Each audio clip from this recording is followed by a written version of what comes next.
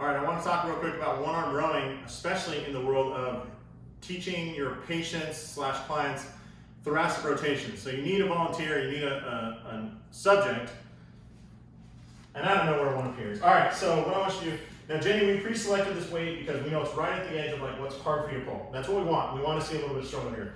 So whichever one you feel, I want you to just bend over, keep yourself strong, and just do a one-arm row with that weight. And for those keeping track at home, this is a 53-pound kettlebell. And so Jenny, this is work for you, right? Yes. Do a couple just so we can kind of see these mechanics and whatnot. You can see it's really difficult just to get right to her chest. And she's already fatiguing, cool. So here's a couple ways you can create some RNT and some reactive neuromuscular training to create a little bit better row. So this time I'm gonna have you face the bench. And we put this blue pad on here so you guys can see, because we got black on black floor, black bench, black pants. What I want you to do now is crush that pad and then row. And tell me if there's any difference there. Crush the pad, then row. Oh yeah. Easier or harder? Much easier. Much easier, okay. So for somebody that's struggling with the weight, this might get them over the edge.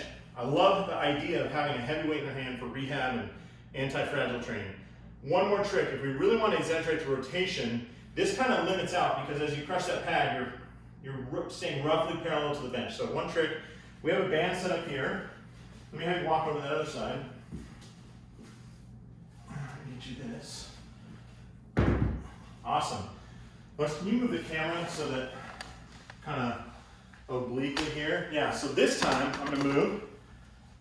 Jenny, what we want you to do, we want to exaggerate the rotation of her thorax. You see me okay? Mm-hmm. We want to exaggerate the rotation of her thorax. So in this time, kind of doing a seesaw, I want you to push the band, row the kettlebell. Those two things are going to happen at the same time. Now what will happen, push the band, there you go. She's rotating about her head, right? We can see her shoulders turning a lot. Can you move the camera this way? Just give it 1 second, Jenny. And you're going to see a ton of thoracic rotation. Go ahead. Good. The reason for that is, if she tries to move that way or this way, she knows she's going to fall on her face, right? Yes. Yeah. So we always love when patients feel like they're going to fall on their face because they seem to improve their mechanics very quickly. So that one exaggerates the thoracic rotation the most.